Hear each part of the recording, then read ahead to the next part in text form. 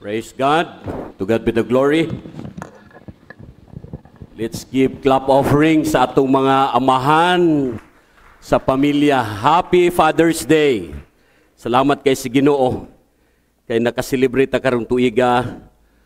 Nindot kayo ang panahon.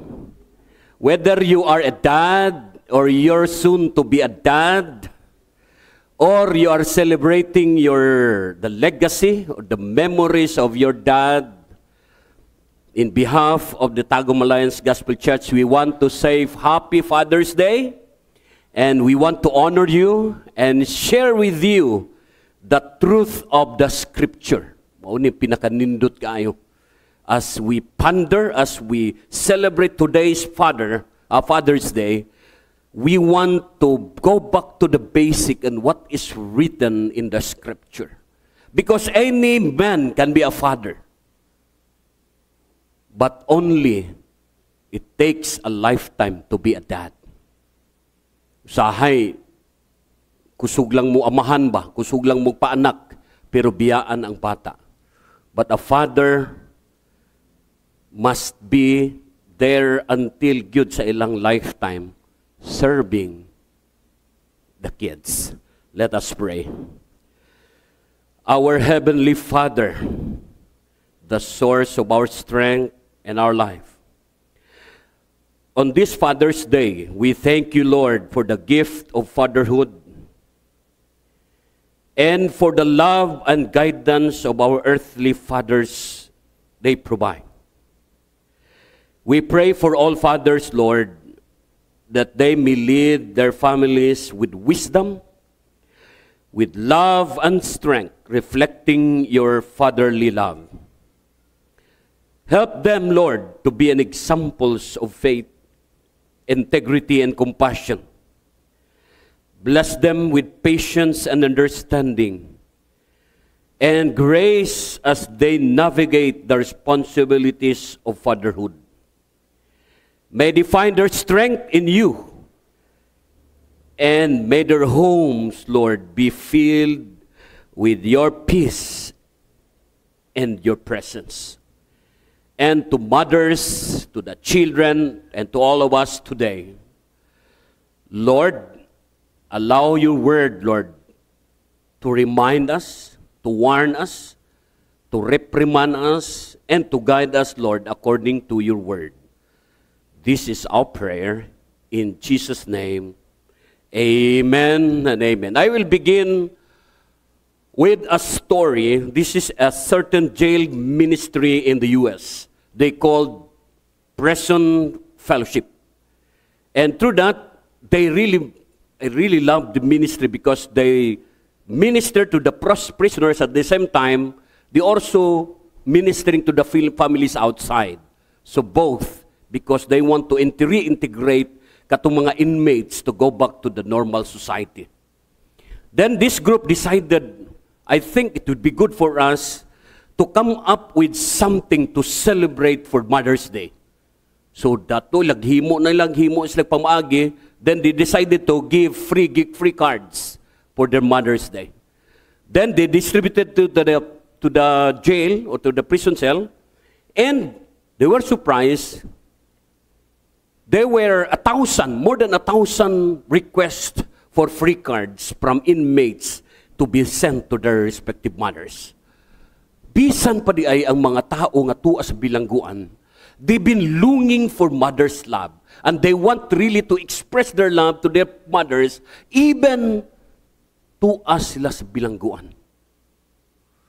Then, the Prison Fellowship excited, wow, this is a very good response. I think it would be good for us to have also the same activity nga itong paghimuon on Father's Day. A day before the Father's Day, they were surprised. In the Mother's Day, they received more than 1,000 requests. But this time, on Father's Day, or a day before Father's Day, they only received 6. Unom lang ka-cards ang ilahang nadawat. And they were surprised. I think they tried to analyze the situations, then go back to the prison cells and ask, What's the reason why very few only send requests or send cards to their fathers? There are three important things that I want you to ponder. One, they said, many had no idea who their fathers were. Wa sila masayod kinsa ang ilang amahan. Natawo sila sa kalibutan nga wa sila makaila sa ilang amahan. Second, they grow up in a fatherless home.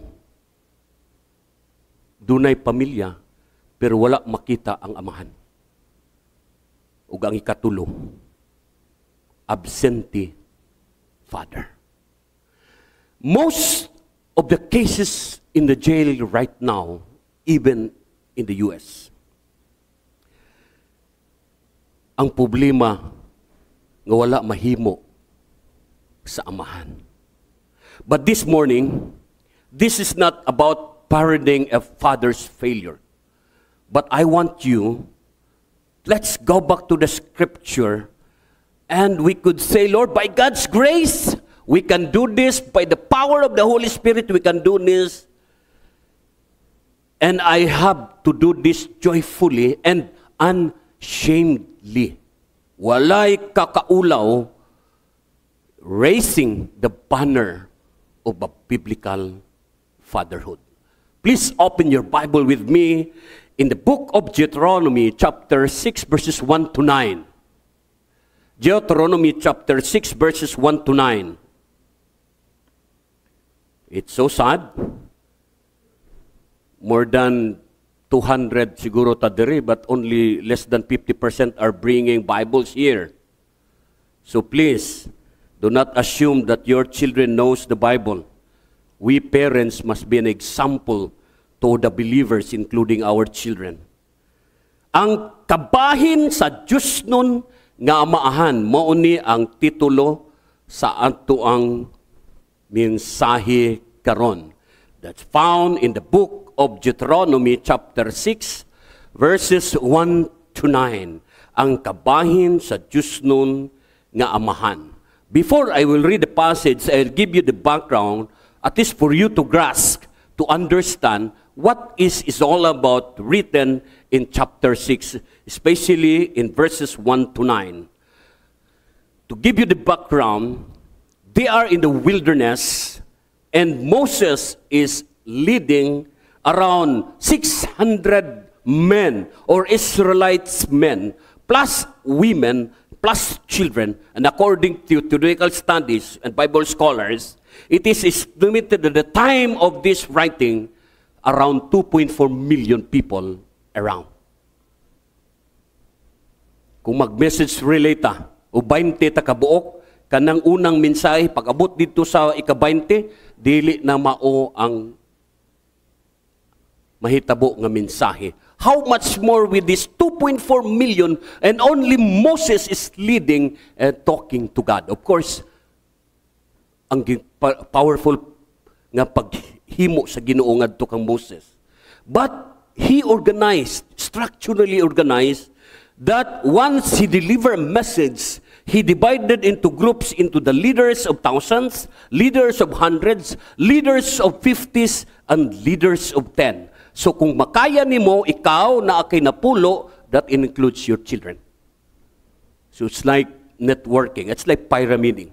But the point here is, effectively, he wants that the message across up to the last person on the Israelites people during this time, makaabot yun ang sakto nga mensahe. At I mean, sakto nga mensahe. Because Moses already knew how important the right passing of God's message to the families. And since in the ancient Israelite society, it is more patriarchal, that's why mostly the message is handed down from the father down to their families accordingly. You could just imagine. Very important. Why? Because Moses already observed and seen and experienced that because of the disobedience and unbelief of the Israelites from Egypt all the way to the promised land, nakita nila nga daghan kaayong pagbagulbol o wala pagsunod sa Ginoo. They're supposed to pass from Egypt going to the promised land in a short period of time. Could be, according to the scholars, about 11 days from Horeb.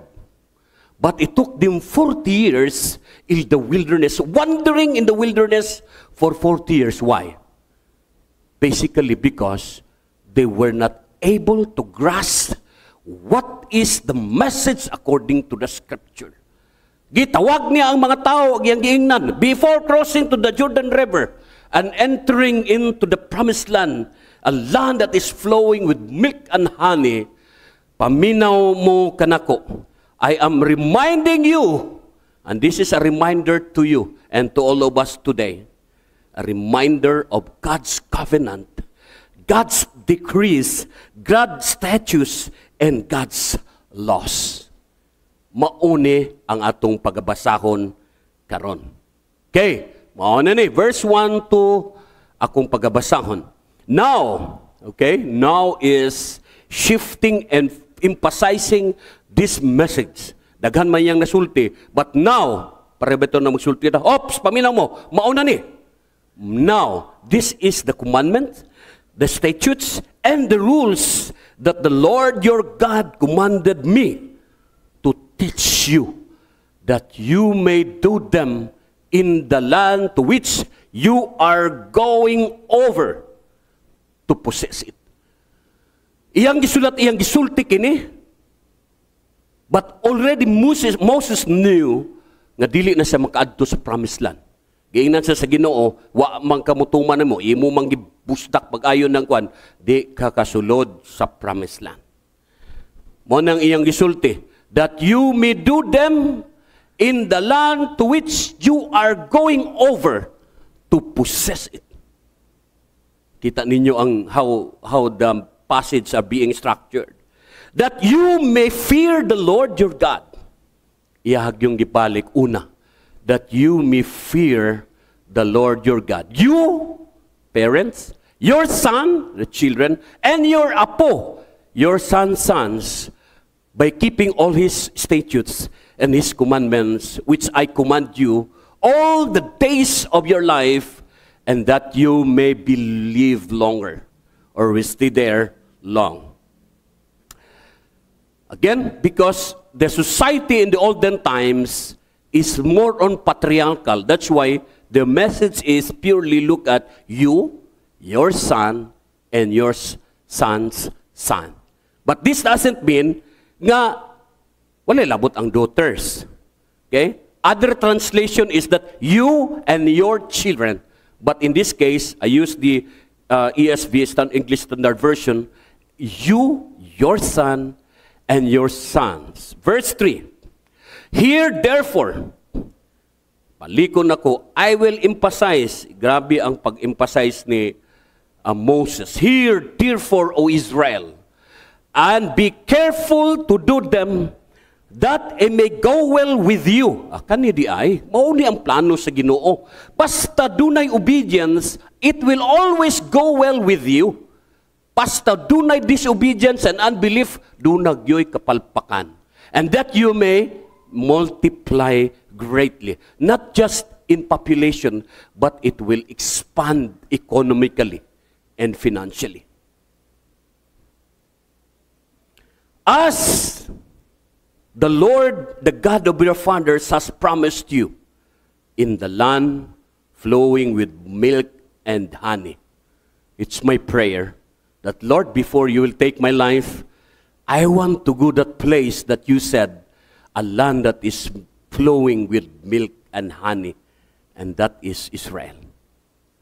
I want really to see how you said that more than 3,000 years ago. Verse 4 and 5 and 6. O hear, O Israel, the Lord our God, the Lord is one. You shall love the Lord your God with all your heart, with all your mind, your soul, and with all your might. And these words that I command you today shall be in your heart. Verse 8 and 9, 10, verse 7, 8, and 9. And you shall teach them diligently in your children, and you shall talk with them when you sit in your home, when you walk with your way, and when you lie down, and you rise up. You shall bind them as a sign on your hand, and they shall be as a frontlets between your eyes. You shall write them into the doorpost of your house and your gates. In all mga ginahimo, even karon sa mga Orthodox Jewish people, ginabutang nila sa capsule kining Shema, or the O He Israel, the Lord our God is one God. And they put this in the doorpost, some of this inside the house, just to remind their children about how powerful is God's message to them. That's why makita nimo, even 3,000 years ago, or more than 3,000 years ago, hangtod karon, it has been handed down from generations to generations to generations, because nakita nila, this is what the Lord is telling us to do.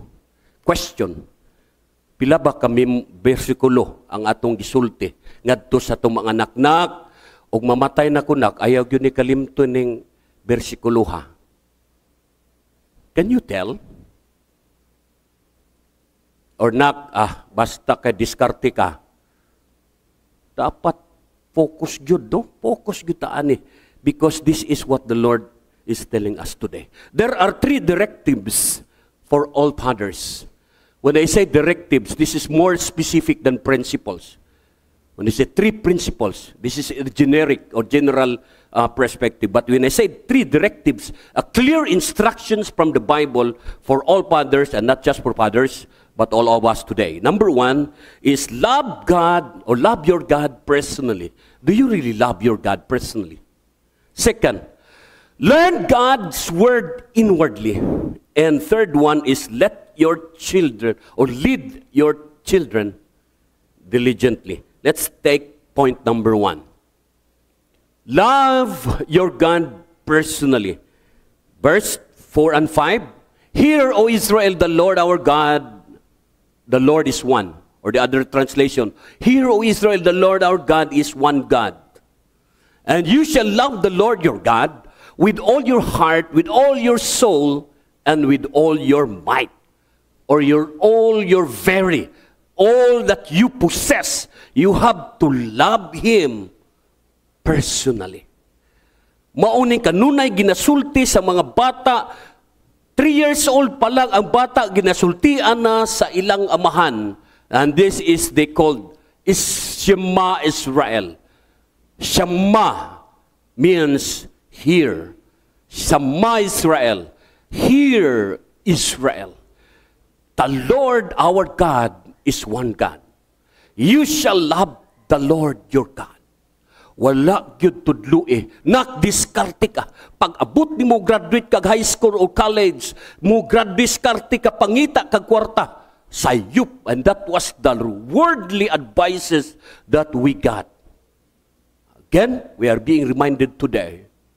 First, before anything else, before telling them that you go to medical school, go to engineering schools, or whatever schools or courses that you want to take, I want you to be reminded, love the Lord your God.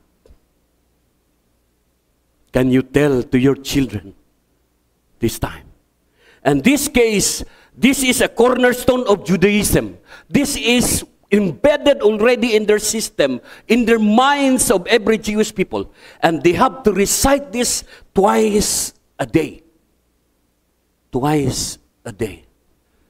Kita, dugay na kayong Kristahanon, twice a day ang meals. Pero nakalimot sa pag-ampo.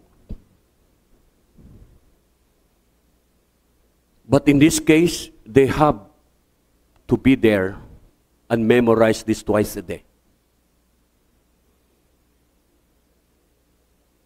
Because this is the greatest priority of any person, or certainly for any father. This is the first essential to successful fathering. Basta sulid kayo ang pamilya and lead by a father. Very essential kayo, and you can tell to your children, the Lord God must first be the Lord your God before He's ever going to be the Lord their God. Pasabot niini, kinahanglan nga mamahimo gyud nga kanang Ginoo nga atong gialagaran, kinahanglan Ginoo gyud una sa atong kaugalingon before telling to our kids, nak, kaning Ginoo nga akong gialagaran buhi og nakahimo og mga mirakulong butang nga nahitabo sa akong personal nga kinabuhi. And I want you to live this legacy and tell to you that the God whom I serve, I want you to serve also, because I've seen wondrous works and miracles that happen to me. Before the kids will be going there to be their God, kita una gyud ang magpa simuno o mag-una niini. Just to reflect, brothers and sisters in the Lord, is the Lord your God is the first to be the Lord your God now.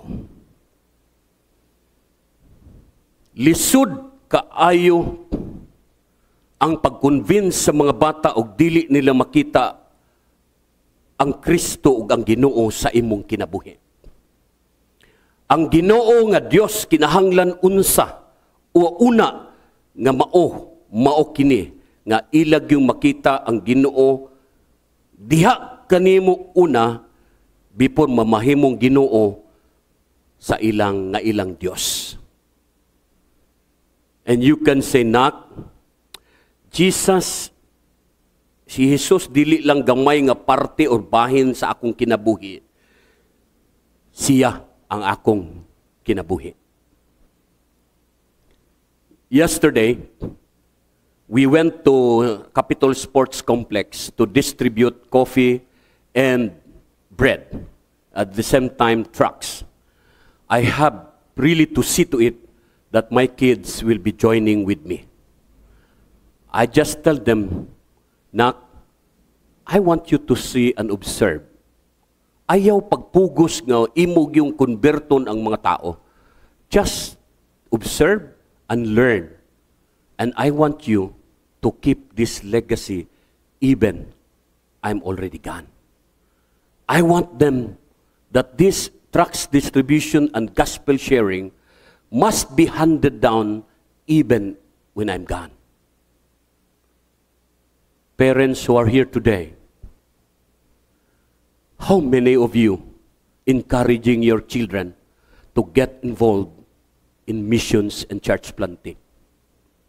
How many of you are engaged in Bible studies?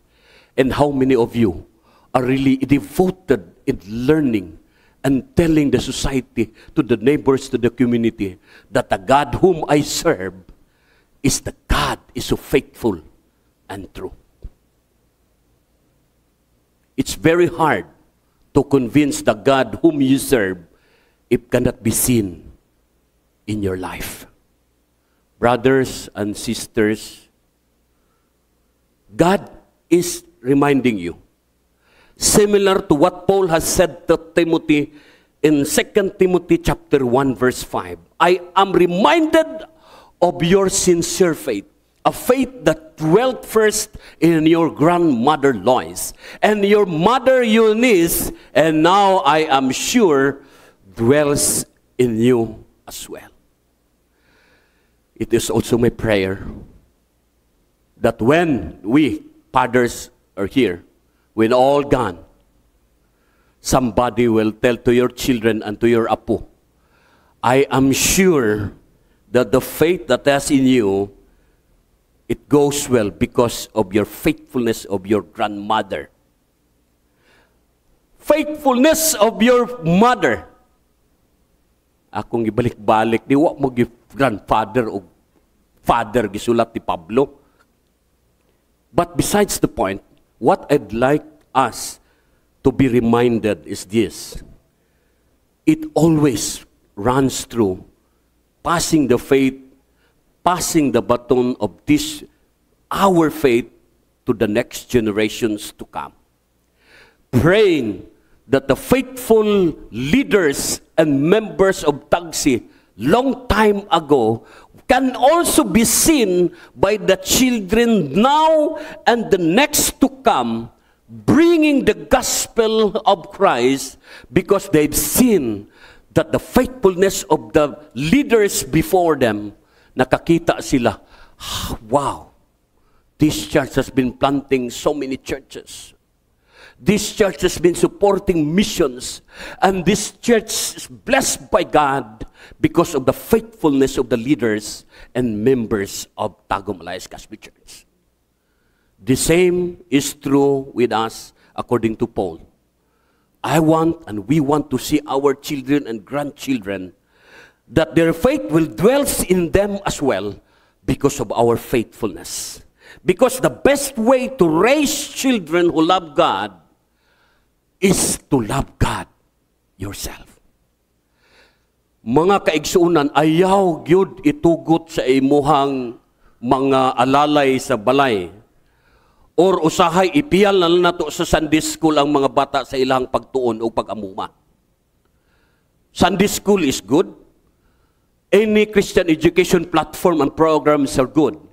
But the basic and primary role of the children, including father, is to raise your children who love God, but it can be seen that you love your God yourself. Anak, kamo lang say sembaron kay murag sakit man akong murag kon pa. Murag sakit pa man akong tuhod.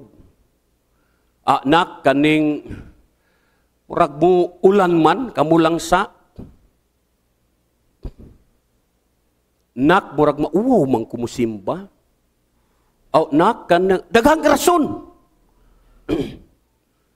And those excuses cannot be accepted because the responsibility as written in the Old Testament and in the New Testament is the best way to raise our children who love God is to love God yourself. Point number 2. Learn God's word inwardly. Maunding gidasig yuta sa antong senior pastor, Bishop Tardo, and to the pastoral team. Nga atog yung strengthen ang discipleship within a family, and we have a triplets, so that we will grow internally. We will grow inwardly so that we could tell others of how God loves us and to the church. And he said, and these words, meaning decrees, statutes, commandments, testaments, and all this, and all the testimonies that I commanded you today shall be in your heart. If God is in your heart, you should be rushing and going to the church before the nick of time para makaabot yun mo musimba sa Diyos.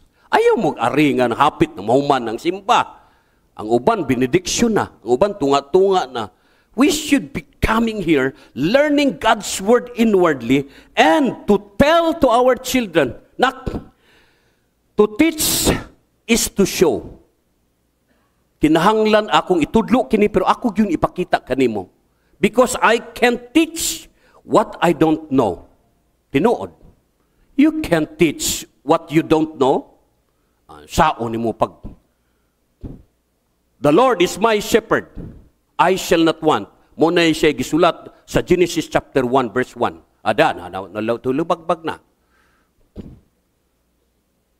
Kinahanglan to teach is to show. How to show?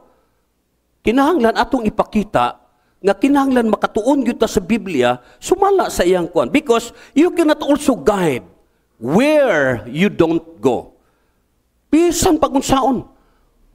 Adto kag Bukidnon diri ka agis Talaingon. Kung wala ka kaadto, maglisod gyud kag tudlo. You see the point? So what is reminding us today, because you can't also grow what you don't sow. Kung wala ka magtanom, wala ka maghatag og igong effort og binhi, adi gina siya mo tubo. So according to Stuart Olyott, this is a Christian writer, a scholar, a professor, and a theology teacher. Ingon siya, read the Bible at the chosen time each day. Read the Bible while you may. Do not start until you pray. Ask, what does this passage say? Look for him who is the way and find the lesson for today. Pray once more and go your way. Usahay magkabat-kabat ta og lakaw sa atong trabaho and we forgot to pray. Magkabat-kabat tag-adto sa atong pag-eskwela pero we forgot to pray. And being reminded all of us today, Lord, I meditate your words day and night according to the scripture. How often we read and study His Word. Because according to the reminder for all of us today, learn God's Word inwardly. Learn God's Word internally, personally, so that you can teach your children in the ways of the Lord. 2 Timothy chapter 3, verses 16 to 17. Very clear. All the scripture is given inspiration by God and is profitable for doctrine, for reproof, for correction, and for instruction of righteousness, so that the man of God may be thoroughly equipped, or may be perfect, thoroughly furnished unto all good works. Or other translation is thoroughly equipped. Therefore, back to the basic. The scripture that is written from Genesis to Revelation, it is a revealed Word of God that is clear and proven and inspired by God, God's breath. So, kung dunay issue sa doctrine, sa pagpabadlong, pagtudlo, o paghatag og instructions into righteousness, ayaw na mo adto atong mga the book of laws or the book of principles, the lain-lain principles. Better you go back to the scripture. Why? Because the Holy Scripture is the blueprint of God for all people, regardless. You've seen now a lot of Muslims in Iran are now coming to Jesus as their Lord and Savior. And these are gradually growing and growing. Even in Indonesia, that is 85% Islam, but the community of believers is now increasing, because mauna ni ang plano sa Ginoo. That's why, learn God's Word inwardly. And the third point is lead your children diligently. Makugihon. Ang problema niini, kay dili kayo ta makugihon sa pagtudlo sa pulong sa Ginoo. Masulti pa itong mango mangka, bugo mangka, wa kahinungdan nga anak. At dili unta ana ang mugula sa itong mga baba. Nak, bisag pungot kay, nak, gigugma ka sa Diyos. Imbis nga aksyon ng tagbunal ba, nak, nahinumduman man niya ang pulong sa Ginoo, remind them. You know what? Thomas Alva Edison, at the age of 5, giingnan siya sa bata, o sa iyang teacher, okay, give this letter to your mother. So iya lang gibit-bit without knowing it. Pagbasa niya sa iyang mama, ang true content is, ang imong anak, dunay sakit sa utok. Pero ang gisulti sa iyang amahan, nak, you are a genius. Imbis nga negative ang madawat sa bata na dungog sa iyang mama, you are a genius. Ug wala si Thomas Alva Edison, wa gyud tay suga karon. Pero according to the teacher, tunay sakit ang imong anak sa utak. So, please be careful sa inyong pulong na mugula sa inyong mga baba. Labi na kita nga mga ginikanan. Wa kay hinungdan, wa kay wana, wa gyud katanan. And I want you to go back to the scripture. According to verse 7, 8, and 9, you shall teach them diligently. Makugihon sa pagtudlo sa imong mga anak o sa imong apo. And you shall talk to them when you sit, when you walk, when you lie down, and when you rise. You shall bind them as a sign on your hand, and they shall be as frontlets before your eyes. You shall write them on the doorpost of your house and on your gates. Mention ako kaganina, ibutang nila sa capsule, ibutang nila sa doorpost, and even sa dito sulod sa ilang balay, and to remind them that this is God's message to all of us. Why? Nakibalo na gyud si Moses nga kaniyang gisulti, doon na gyud panahon nga mangutana gyud ang mga bata niini. Verse 21 og tan-awa, o 20. When your son asks you in time to come, kay gagmay pa man ang mga bata, pag maabot na gali ang panahon nga mangutana na sila kanimo mga ginikanan, mga amahan, what is the meaning of the testimonies and the statutes and the rules that the Lord our God has commanded you? Has commanded you, ma, or tito, or tita. Unsay imo itubag? Dah, bahaw lang, ay, wag yu ko, masayod. Basta tigatuan lagi ko da ng simbahan. Basta mo simbal lang kung alas 10, buntag, hantod sa alas 11, pahits na. Pahiyom, marag na igo mo rin ng pahiyom. But this is very clear. Very powerful kayong reminder. And, naay tubag si Moses daan, 21 hangtod 23, atong basahon. Then you shall say to your son or to your children, we were in Pharaoh's slaves in Egypt, and the Lord brought us out of Egypt with a mighty hand, and the Lord showed signs and wonders great and grievous against Egypt and against Pharaoh and all his household before our eyes. Can you tell your powerful testimony of the time that you received the Lord Jesus Christ as your Lord and Savior? Can't you passionately say that the God whom I serve is so faithful and true? I was once a drug addict. I was once in the jail. I was once like this before. But thanks be to God, because He brought me from darkness into marvelous light to see God's plan in my life. Are you really prepared to testify when your kids will ask you about your faith? Nak, opa, or ma,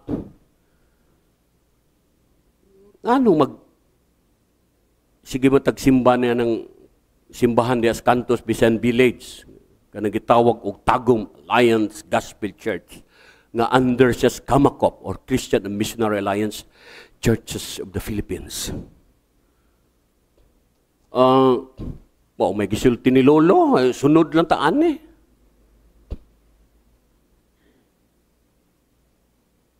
And this is really a reminder for all of us today. And He brought us out from there, from Egypt, that He might bring us in and give us the land that He swore to give to our forefathers. daghag mga promesa nga gisulti sa Dios matag usa kanato. Gilatag na ang plano sa Ginoo if only to obey and trust the Lord, and all these things will be added unto you. Trust in the Lord with all thine heart, and lean not with thine own understanding. In all thy ways acknowledge Him, and He will direct your path, including the future of your kids and your grandchildren. Kung mag-worry man ta karon og unsay ilahang future, remember, it's already in the hands of the Lord.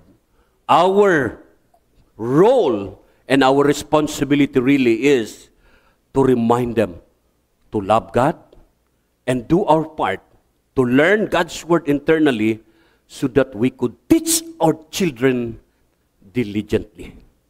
And you can say to your children, according to Proverbs 3:1 and 4, he said, "My son, do not forget my teaching, but keep my commands in your heart. For they will prolong your life many years and bring you peace and prosperity." Pagkanindot kayong plano sa Ginoo, it will bring peace and prosperity. Let love and faithfulness never leave you. Bind them around your neck. Write them on the tablet of your heart, that you will win favor, not just for the Lord, and also for men.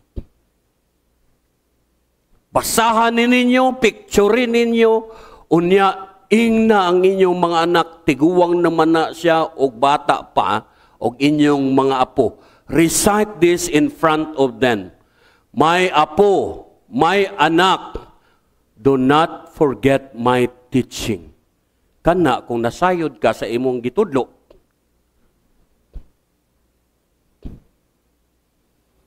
okay? And Ephesians 6, verse 4, Fathers, do not provoke your children to anger by the way you treat them, but bring them up with the discipline instruction and instruction that comes from the Lord. Kitang mga amahan, ato bang gihimo kini? So I'd like to share with you the legacy of a godly father. Dili ni sila inila. Wala gyud ni kayo kuan kayo ni sa mga wali na tuuban pa, but I find it more interesting when I studied biblical father. Their name is Manoah and Jehonadab, a godly father that lives godly legacy. Si Manoah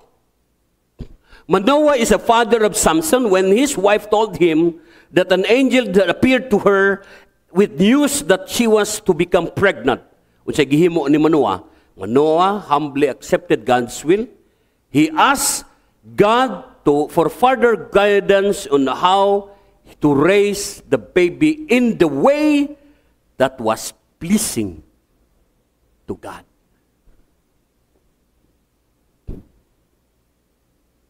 Can you go back just to reminisce the time that your kids, your son, your daughter was born?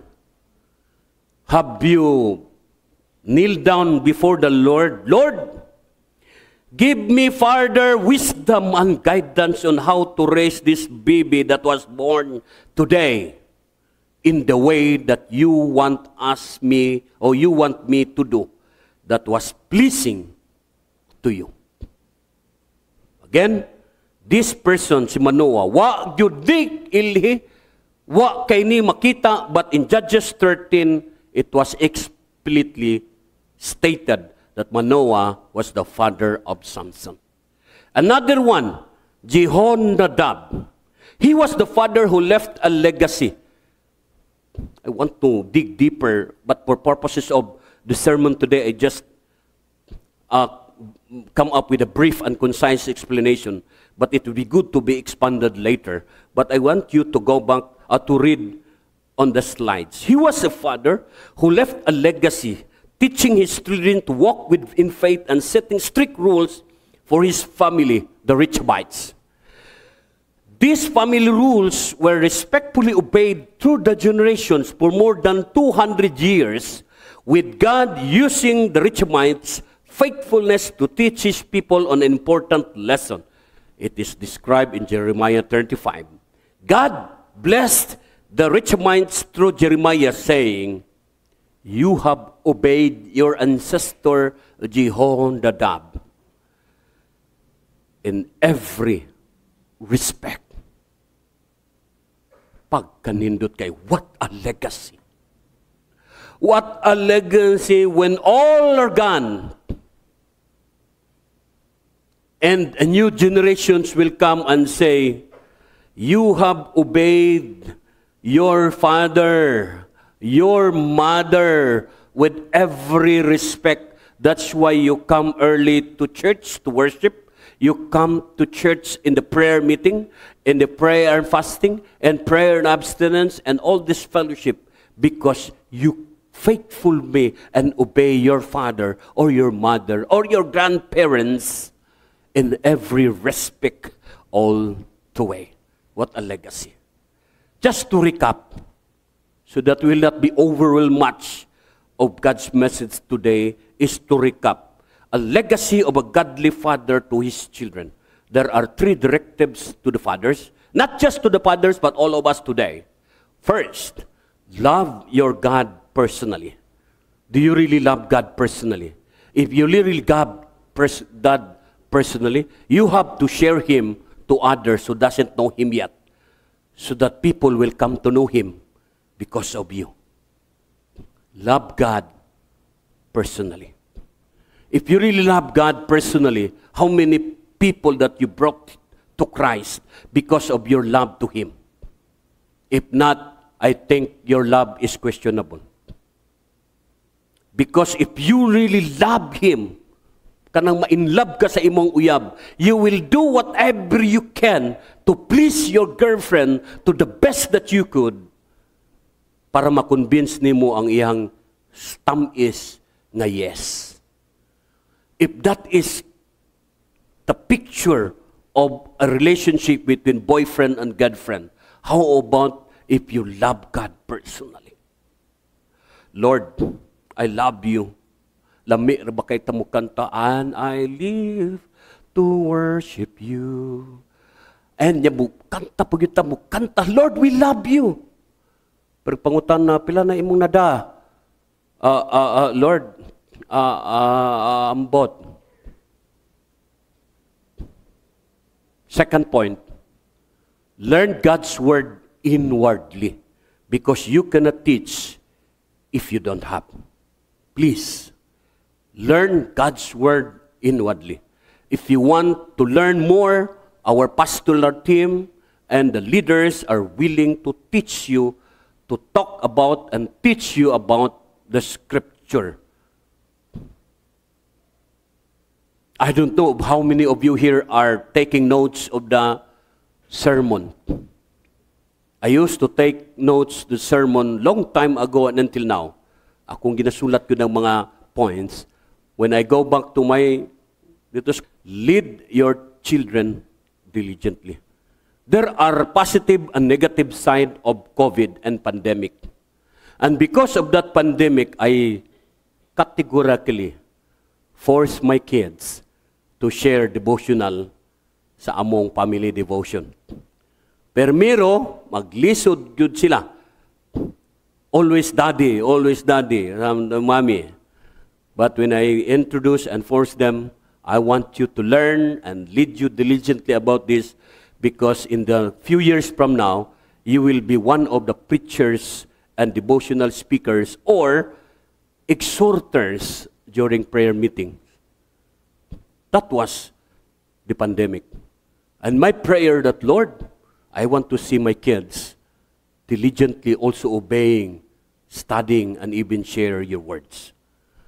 Dunay positive, dunay daghang nangamatay, but there are positive things that happen, including that time, that moment when I see my son and my daughter sharing, because rotation na for a daily basis, Not because gusto na kong magkon, but I want to also learn them to study the words inwardly, and I will diligently teach them to obey according to His word. Before I end, I will share this powerful testimony or a powerful story of a father's true love and commitment and the power of having hope. This father promised to his son before the earthquake, "Son, no matter what, I always protect you and I will be there for you. Son, no matter what, I always protect you and I will be there for you." Larga ang iyang anak sa iyang pag-eskwela, sakay og bus adto dito sa eskwelahan. And there was a big earthquake that happened in 1989. Ug nasayod siya sa balita, usa sa mga nahugno nga building ang eskwelahan sa iyang anak. Amid all the chaos, the father rushed to the school where his son was supposed to be, and only to discover that the building was flattened like a pancake. After the traumatic initial shock of the situations, his tears began to fall. And instead of looking at the rubbles, he remembered his promise to his son. "Son, no matter what, I will protect you and I will be there for you." So, adto siya dito, kuha siya sa mga stones, stone by stone, iyang gikuha ang mga debris, digging. When the parents of the other children dito sa school were also screaming, calling their children, their son, their daughter, and crying in their loud voice, screaming, "Lord, what happened? Why? Then, usak ka, pipila ka mga ginikanan nga tuwa dito, giingnan kining amahan. Oops! You know, kid or dude, it's already too late. They're all dead. You can't help, better to go home because it's already dangerous." But again, to each parent, he always responded with a one line, "Are you going to help me now? Tubangan ba kuni mo karon?" Imbis nga muuli siya.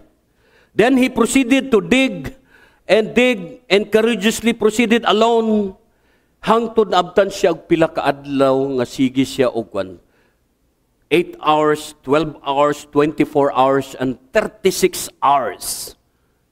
Just about 1 day and a half. Wala gyud.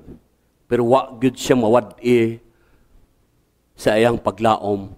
And he keeps on his mind, "No matter what, son, I will always protect you and I will be there for you." Then on the 36th hour, when he pulled back a big boulder, ug iyang gitransfer dito, doon na siya nakita nga buho or hole dito, ug misinggit siya, "Arman!"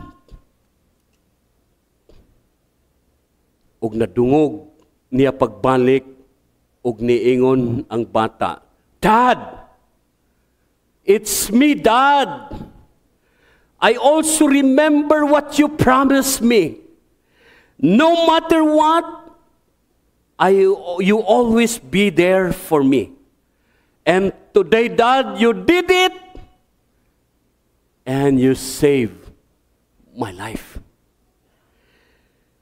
The story happened long time ago, but it's still powerful enough to melt millions of hearts of a true father's love and commitment in the power of having hope in spite of the earthquake that happened. before I end, I'll pose these questions to you. Have you come to the point of your life that your children will say, Pa, no matter what,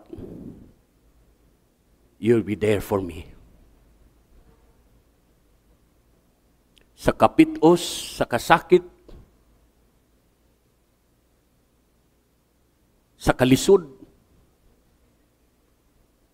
can your children say, Pa, no matter what, you'll be there for me.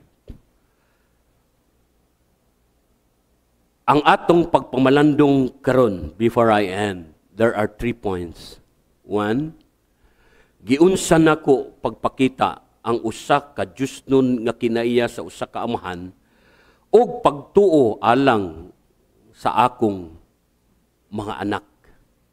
Number 2, aktibo ba ako sa pagtudlo sa akong mga anak bahin sa Dios og sa iyahang pulong? Ug ikatulo, gipakita ba nako ang gugma, pailob, o pagpasaylo sa akong mga pakiguban sa akong mga anak? I will leave that to you and reflect that according to His Word. Happy Father's Day. Make your life a blessing. God bless you all.